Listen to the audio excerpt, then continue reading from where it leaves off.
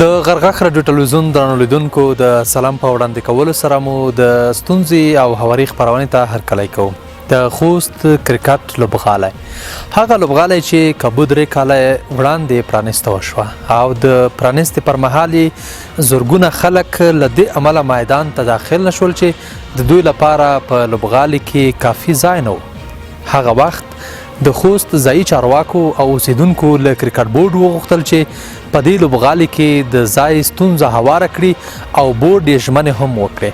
خو 3 کاله وروسته هم په لوبغالي کې د ننداره کوونکو ستونزه پر خپل ځای ده. په همدې اړه او ورته نورو دې برخه کې موجوده ستونزو باندې مو د ستونزې او هواري خپرونه چمتو کړې. تر پایه راسره ننداره کړئ.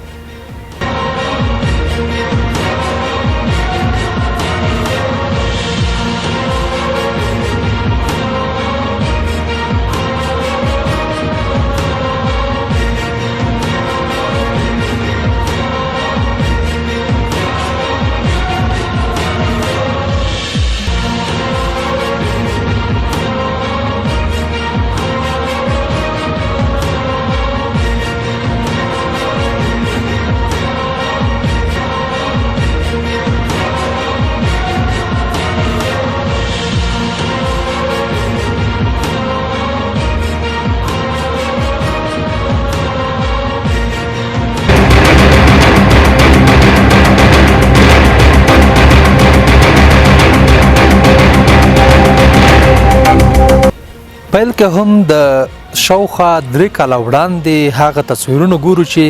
ننداره کوونکي لوبغالي ته د ملي لوبغاړو د لوبې لیدو لپاره راغلي وو، خو زرګونه نور یې بهر پاتې شول. دا تصویرونه ګورو او بیا هم خپرونه دوام لري.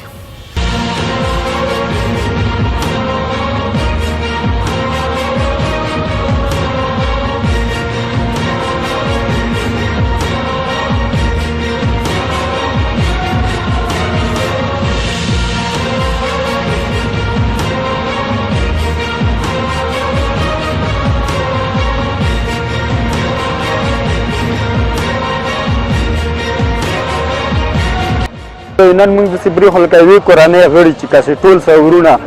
نو دا په سولې کې ډېره ارزښت لري. دا لوبې خلکو ته هم دا پیغام ده چې خوشحالۍ کې په سوله کې ژوند وکړو. نن که دلته سوله نه وای موږ یو ځای ته نسو راتلی، نه یا په یو ځای راټولېدای شو. چې په یو ځای راټول شوي یو دا معنا لري چې سولې پیغام یې ځان سره راوړی ده.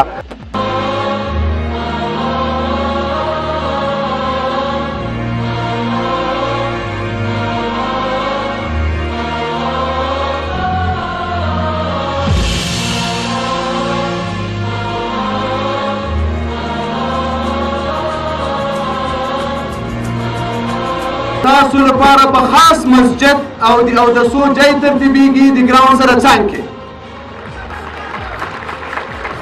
او ټول معیارونه چې د بینالمللي کرکټ او د بینالمللي میدانونو لپاره دي انشاءالله د خوست په میدان کې به عملي کیږي. دا مې درسره وعده ده او جدي وعده مې ده درسره.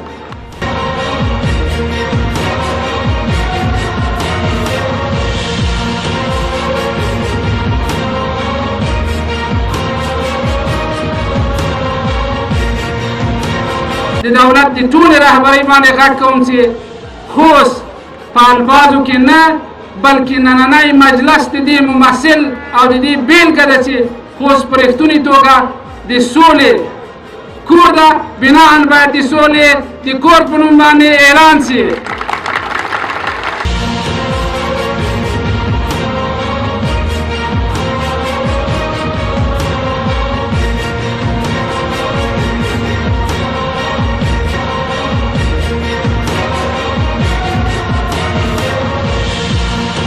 د خوست یو شمېر ورزشي خبریالان وایي چې له نن څخه د 3 کلو وړاندې هغه مینه چې خوستوالو کرکټ لوبغاړو ته ورکړه د نه هېرېدو وه، خو اوس برخلاف بورډ د خلکو له احساساتو سره لوبې کوي او د لوبغالي ستونزه لا هم پر ځای پاتې ده. کارو د کرکټ د بهبود لپاره په مجموع کې د کرکټ د بهبود لپاره د بورډ له لوري کار نه دی شوی. مشخصا د خوست د کرکټ لوبغالی یوازینی د لوبغالي ستونزه نه ده، دا کډومۍ ستونزې هم بیخي زیاتې دي چې په هغه کچه چې د خوست کرکټ او د خوست لوبغاړو ته په کتو سره باید کار شوی هغه شکل باندې کار ونه شو.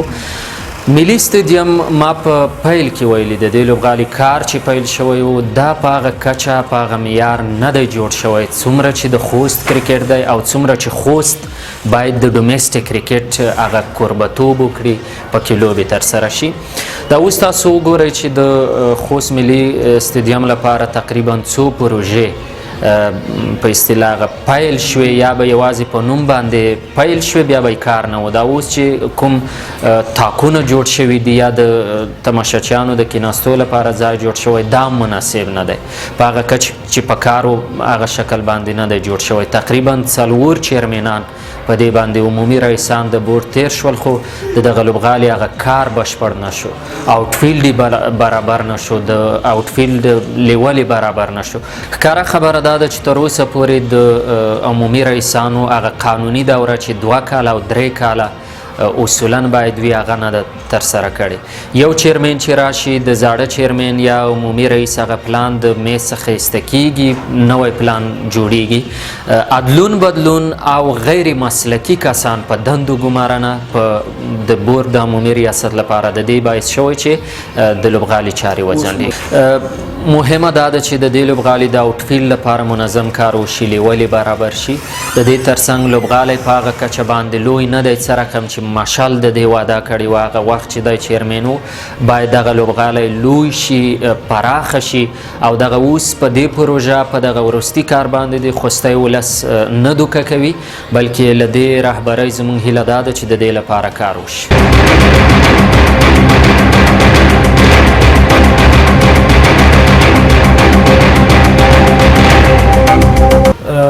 عموما دوی دا دلیل نیسي چې د اداراتو بدلون سره کله چې نوي تبدیلۍ راسي په اداراتو کې لامل دوی دا بولي چې چارې ټکنۍ شوې دي د سټیډیم یا د کرکټ ګراوند. دلته یوازینی حل لاره دا ده چې اداره باید خپل پروګرام مخکې یوسي، نه باید چې ادارې د خپلو کارکوونکو بدلون سره خپل چارې ټکنۍ کړي. هلته ویلی کېږي چې په هر کال کې به 2 سټنډونه جوړېږي او د دغو 2 سټنډونو تقریبا 4 کال روان دی چې دغه 2 سټنډونه نه دي جوړ شوي، نه دي پوره شوي. نو یوازینی حل لاره زه چې وینم حل لاره دا ده چې دوی وایي چې بجټ هم شته، بودیجه هم شته. یوازینی حل لاره دا ده چې دوی د خپل سیستم مخکې یوسي، د اداراتو بدلون سره د دوی دغه چارې نه ودرېږي چې په اداره کې بدلون راځي دوی دغه چارې ودرېږي. خو دلته کمپنیو سره چې قرارداد کېږي د اصولو نه مخکې قرارداد کېږي.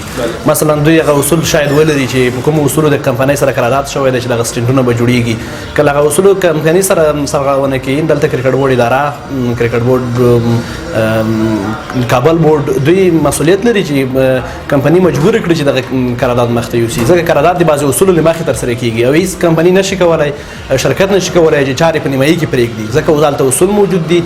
مخکې له دې نه چې دوی چارې پیل کړي دوی سره اصول له مخې قرارداد شوی دی، نو دوی کرکټ بورډ دوی مجبور کړي چې دغه اصول له مخې دوی خپل چارې مخته یوسي. عملي شوې تر ډېره هر یو چیرمن چې راغلی دی ژمنې یې کړې دي، هغه ژمنې صرف هماغلته د غونډې په سر د مایک له لارې او یا د کاغذ له لارې پاتې شوي دي. اتم مشال ژمنې وکړې، ژمنې عملي نه شوې. فضلي ژمنې وکړې چې مثلا لوبې به کېږي، دغلته شپږیزې لوبې به کېږي، پرانیستې او پای لوبې به کېږي. هېڅ دغه ژمنې نه دي عملي شوې، نه د اتم مشال په وخت کې، نه د عزالله فضلي په وخت کې او نه اوس موږ دا تمه لرو چې دغه ژمنې به عملي شي. هم دا ده چې کرکټ بورډ اداره، مرکزي اداره او همدارنګه ولایتي اداره په دې برخه کې دغه رغنیزې چارې وڅاري، تعقیب دې کړي او همدارنګه د رسنیو له ژورنالستانو خاص ډول د ورزش برخې له خبریالانو هیله دا ده چې دوی دغه چارې تعقیب کړي، نږدې دې وڅاري. هغه مسایل چې هغلته پټ مسایل روان دي د کاسې لاندې د نیمې کاسې شتون د دوی برسېره کړي، دا پر دوی حق دی، دا ټولنه حق پرې لري چې هغه چارې چې هلته پټې روانې دي د پردې تر شا مسایل څرګند کړي. نو 2 برخو کې هیله یو له خبریالانو، ورزشي خبریالانو چې دوی د خپل مسؤلیت په دې برخه کې په ښه شان ادا کړي، بل د کرکټ بورډ له مرکزي ادارې او همدارنګه له ولایتي ادارې مهیله دا ده چې دوی دغه چارې تعقیب کړي.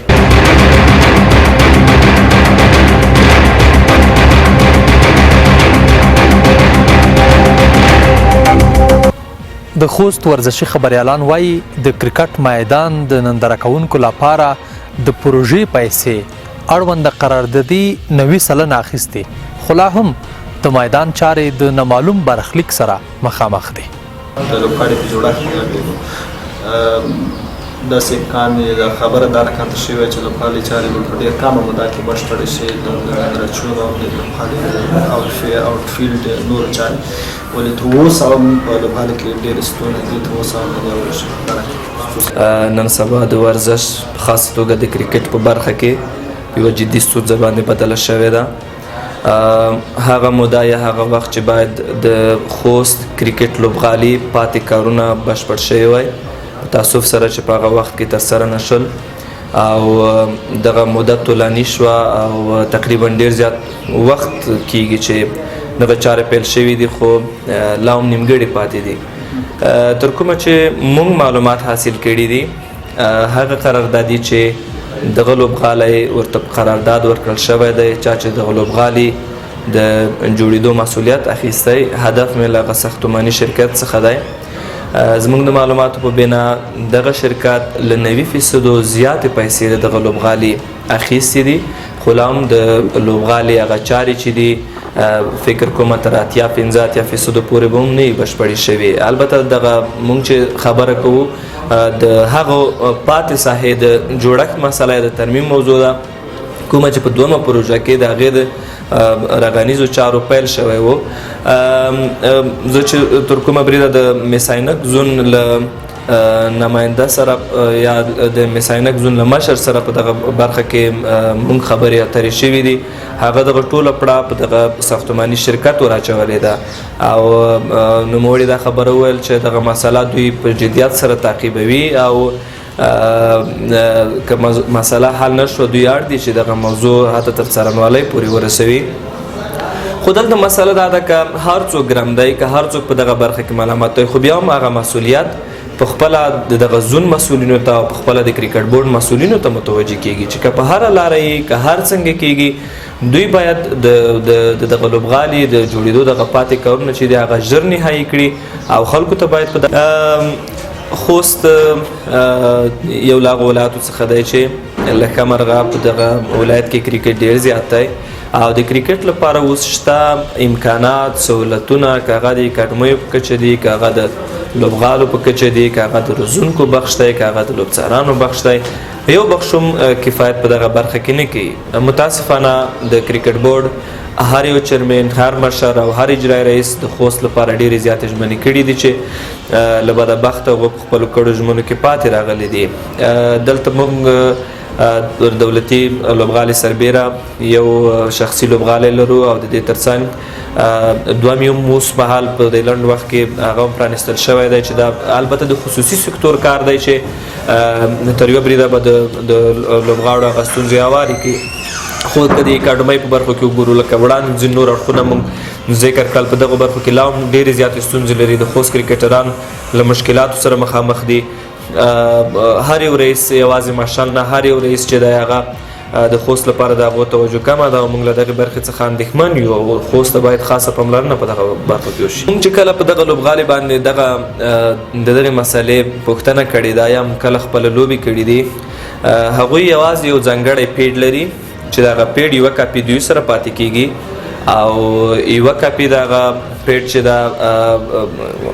یا لوبډلې ته ورکولی کیږي یا دوی ځان سره ساتي. نو سره دی چې په دغه برخه کې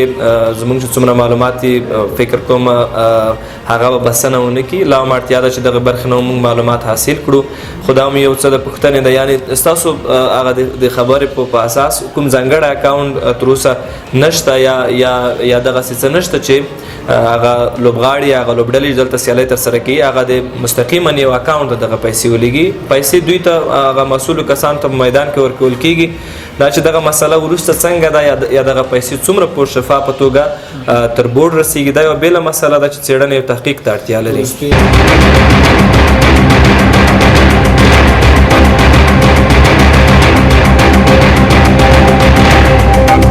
کالونه کېږي چې د کرکټ بورډ ادارې لخوا نه بېلابېلې وعدې د خوست میشتو لپاره ورکول کېږي چې دغه لوبغالی به رغوي، د دغه لوبغالي د نندارچیانو ځای به سترېږي لویږي به. نو په همدې لالچ کې لکه څه ډول چې تاسې ولیدل لوبغالي باندې کار پیل شو، کومې کمپنۍ سره قرارداد وشو، خو متاسفانه د دې باوجود بیا دغه کارونه اوس له خنډ سره مخامخ دي. لوبغالي باندې هغه کارونه چې پیل شوي وو هغه په ټپه ولاړ دي. نو د کرکټ مینوال او په خاص توګه د ورزشي خبریال په حیث له کرکټ بورډ څخه غوښتنه لرو چې هر هغه ډول ستونزه چې په دغه لوبغالي کې رامنځته شوې ده، د کومې کمپنۍ سره چې خبرې شوي دي، په همغه ډول مخکې لاړ شي. د خوستوالو لپاره چې دلته د کرکټ ډېر زیات مینوال دي، ډېر زیات لوبغاړي دي، د دوی لپاره دغه لوبغالی زر تر زر آماده کړي تر څو موږ په سهولت کې دلته لوبې ننداره کړو. او بالکل د کرکټ بورډ چارواکو لکه څنګه چې وړاندې مو ویل، هر یو مشر چې دغه دندې ته راغلی، د کرکټ بورډ رئیستوب ته راغلی دی، خوستوالو سره یې لومړنۍ ژمنه دا وي چې دوی به لوبغالی رغوي. د دغه لوبغالي هغه کارونه چې اوس کم دي یا د نندارچیانو ځای چې دی هغه کم دی، دا به لویوي او د مینوالو دغه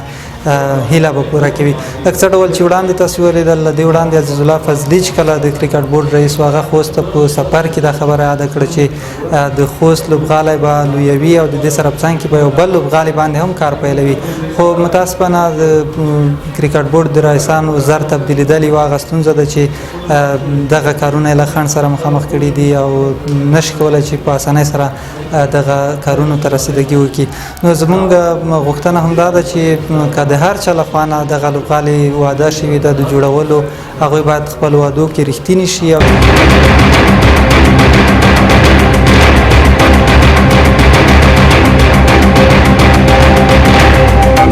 ډاکټر صاحب نور محمد مراد له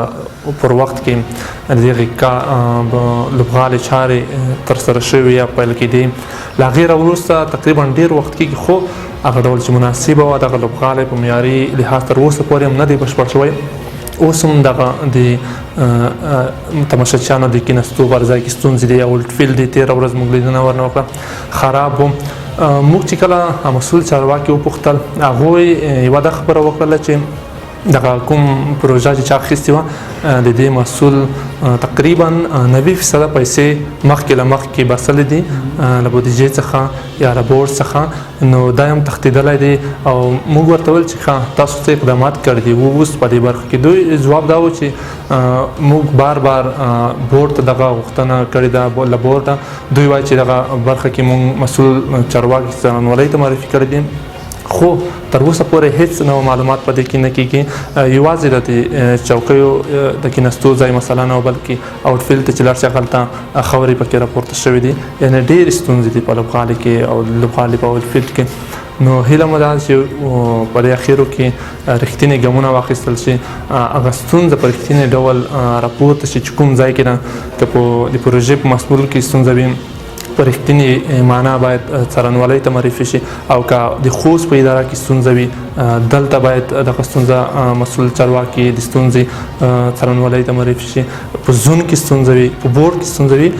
تر اوسه پورې هیڅ د زون مسؤل، د ولایت مسؤل، فکر نه کوم چې کومې رسنۍ مسؤل ته یې زنګ کړی وي، دوی راغوښتي وي چې موږ په دې برخه کې اعتراضیه ناسته لرو، تاسو راشئ زموږ غږ ته انعکاس ورکړئ. تر اوسه پورې هیڅ اقدام د دوی له لورې نه دی ترسره شوی. دا چې دا غږ چا پورته کړی دی دا پخپله د کرکټ مینوال په خاص ډول د خوست ورزشي خبریالان دي، د خوست د رسنیو مسؤلین دي چې دغه ستونزې ته انعکاس ورکړی دی. تر یوه بریده یې دغه ستونزې ته هغه اساسي ستونزې هم ځای هم پیدا کړی دی، خو د زون مسؤل، د ولایت مسؤل تر اوسه پورې په دې برخه کې هېڅ اقدام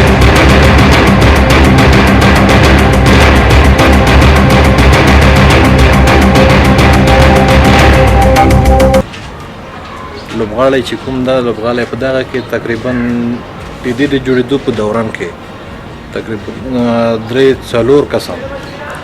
د چیرمن په صفت کې که هغه د سی او په صفت دا بدل شو. لکه کومه بودیجه چې د خوست لوبغالي ته منظوره شوې ده په هغه اندازه په دې نه ده لګول شوې. دغې ته یو نه پوهېږم د جرمنۍ یوه مؤسسه د هغې پیسې منظورې کړې وې، کومې پیسې چې وې هغه چې په دانې 3 حصې خوړلې شوي دي، 1 حصه چې ده هغه په دې نه لګېدلې دي. نو دغه چې ده بیا دغه اداره کې چې تغییر او تبدیل رسي، داسې کسونه رسي چې هغې تر اوسه پورې هېچا هم خوست ته توجه نه ده کړې. هغه که د لوبغالي په حصہ کېدو، هغه که د لوبغاړي په حصہ کېدو، هغه که د اکاډمۍ په حصہ کېدو. او په خپله دلته یې موږ د زون رئیس چې کوم ده خوشحال نیازی صاحب، هغه هم دا نه غواړي چې هغه د خوست ته توجه وکړي. په ټوله کې بیا چې زه ګرام بولم هغه یې موږ د خوست نماینده ښاغلی سید علم شاه، هغه په صفت نماینده دلته ناست دی، خو کارونه د یو نماینده نه ترسره کوي. دغې ته موږ معیاري لوبغالی نه شو ویلی. معیاري هلته موږ ورته وایو چې د آوټفیلډ مناسب وي، د ده ګراس مناسب وي، دا مکمل د تماشبینو لپاره د کېناستو ځای ولري، دلته د لوبغاړو د اوسېدو دپاره ټول هغه سهولتونه موجود وي چې کوم لوبغاړی سهولت ورته لري. دلته چې موږ صرف لرو یو ګراس لرو، 2 وکټې لرو، هغه هم د کېناستو ځای چې دا هغه صرف سیمټي پوړی دي، نه د باران نه پټېدو ځای شته، نه د غرمه نه د پټېدو ځای شته. پویلین لرو، هغه هم داسې پویلین ده چې په پویلین نه ده شپه شوې.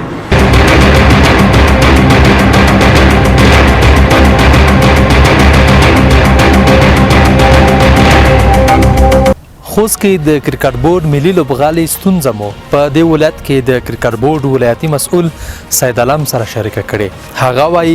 د کرکټ لوبغالي د ژر نه جوړېدو ستونزه په اداره کې د پرلهپسې بدلونونو او دغه راز د اړونده قراردادي ناغړي هغه څه دي چې د کرکټ لوبغالي د یو کال پروژې چارې نږدې 3 کلونو ته ورسېدې، خو لا هم ستونزه پر خپل ځای پاتې ده. بالکل 3 کاله کېږي چې پروژه شروع شوې ده، تر اوسه پورې کار بشپړ شوی نه دی یا پای ته نه دی رسېدلی. یوه کال پروژه وه، 3 کلونه هم زیات وخت کېږي. بالکل بعضې ستونزې وې چې څه د تخنیکي ستونزې وې چې هغې یو څو میاشتې ونیو، هغې نه وروسته په اداره کې تغییرات راتلل، دغه هم یوه ستونزه وه چې چرمینان څو ځلې بدل شول، هغه ستونزه پاتې کېده، نوی چرمین به چې راتلو هغې به سر نه بیا هغه پروژه یا هغه بررسي کوله. نو اوس موږ چې په جریان کې یو ایمیل چې کوم شرکت ته د مرکزي ادارې له طرفه شوی دی، کوم کندهاري شرکت ته چې دغه پروژه ورکړې ده، هغې ته یې داسې خلاصه ایمیل کړی دی که چېرته د 11 د سپټمبر یعنې د راتلونکي میاشتې د 11 تاریخه پورې که دی پروژه باندې بیرته کار شروع کړو، خو سمه ده که چېرته د 11 د سپټمبر باندې دی کار شروع نه کړو، نو مرکزي اداره اړ کېږي تر څو دی قرارداد فسخه کوم جرمانه، کوم اصولي قانون چې وایي کومه جرمانه ده هغه به هم پرې کوي، او ورخوا به دوی د مرکزي ادارې سره بلاک لیست وي، یعنې دی نشي کولی په آینده کې چې د کرکټ بورډ ادارې سره کومه پروژه ترسره کړي.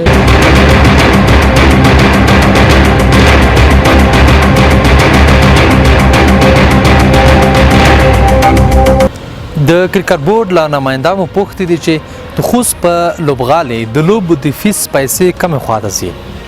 او رښتیا کرکټ بورډ د دغو پیسو لپاره ځانګړی اکاونټ لري. سید علم وایي بالکل ښه پوښتنې ته د اشاره وکړه مشفق صاحب. دغه عواید میچ فیس چې اخیستل کېږي، اول خو موږ هلته خپلې پرچې جوړې کړې دي، سیریال نمبر لري، هغه که د میچ فیس هر څوک چې لوبه کوي هغه ته خپله پرچه کټ کېږي چې یوه کپي هملته ګراونډ کې پاتې کېږي،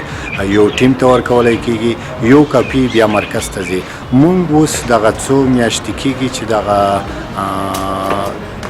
د میاشت چې ختم شي موږ هغه پیسې راخلو، د افغانستان کرکټ بورډ خپل اکاونټ ته میاشت په میاشت هغې کې پیسې جمع کوو ادارې ته، او بالکل دا طریقه هم کېږي، خو هغه بیا لوبغاړیو ته ډېرې ستونزې پیدا کوي، ځکه چې هغه به یو ځلې بانک ته ځي، هلته به پرچه جمع کوي، پیسې بانک کې هم بیروبار وي. خو اوس چې کومه پروسه دی جوړه کړې ده، دا د افغانستان کرکټ بورډ خپل اکاونټ دی چې AIB کې د 9مې میاشتې پیسې موږ جمع کړې، هغه اکاونټ د افغانستان کرکټ بورډ دی، موږ خپل عواید هلته لیږو، څومره عواید چې موږ ورکوو هغې په نسبت دی بیا ګوري هماغه شی کار هم موږ ته کوي، ځکه چې د ولایت نه عواید موږ ته را روان دي. که موږ چېرته 50,000 افغانۍ عواید ورکړو، دی اړ کېږي چې موږ ته 1,00,000 افغانۍ عواید راکړي تر څو موږ دلته کارونه پرې سره کړو. یو بله ستونزه چې لیدل کېږي په خوست کې د معیاري کرکټ اکاډمۍ نشتون دی، بار بار وعدې شوي، خو کرکټ بورډ سره له دومره زیاتې بودیجې هم بیا هم پاتې راغلی، دلته لامل په څه کې مشفق صاحب د افغانستان په کچه که ووایو یوازینی د خوست ولایت اکاډمي ده چې په ټول افغانستان کې ساری نشته نو خامخا هغه معیاري اکاډمي چې ته جوړوي هغه معیاري اکاډمي تر اوسه پورې نه ده خو بیا هم نیمګړتیاوې لري خو بیا هم د خوست په کچه یا د افغانستان په کچه په یو ولایت کې هم دغه شان اکاډمي نشته بعضې ستونزې شته تیر کال هم تاسو شاید وایي چې تقریبا 4 لک افغانۍ بودیجه موږ پرې مصرف کړه چې جالونه د اکاډمۍ چمن مو بیرته وکرلو لیول مو وکړو تقریبا 4 لک افغانۍ پروژه وه چې هغه سر ته ورسېده نو انشاءالله موږ خپلې هڅې روان دي تر څو هغه نیمګړتیاوې چې لري هغه هم پوره شي او د نیمګړتیاوو ته د پای ټکی کېږي او دا تاسو د یادونه کړه چې بله داسې کرکټ اکاډمي په افغانستان کې نشته حد اقل کرکټ اکاډمي د بالینګ ماشین د سرپټۍ لپاره یو څه لري چې د باد او باران پر مهال دوی ترې استفاده وکړي داسې څه لیدل کېږي کرکټ اکاډمۍ کې بالکل بالینګ ماشین نشته تر اوسه پورې خو موږ پیشنهاد کړی دی انشاءالله نو کېدی شي هغې کې حصار په ټول موږ جالونه لرو او خپل هغه د ټرپ کومې وکټې چې دي هغې ته موږ ټاټونه لرو کله چې باران وي هغه موږ پرې پټوو خو داسې سرپناه ځای موږ نه لرو چې د باران نه بیخي یعنې بند وي داسې شی موږ نه لرو د غرغښت راډیو ټلویزیون درنو لیدونکو او اوریدونکو په خوست کې د کرکټ لوبغالي په اړه مو زموږ د ستونزې هواري خپرونه واورېده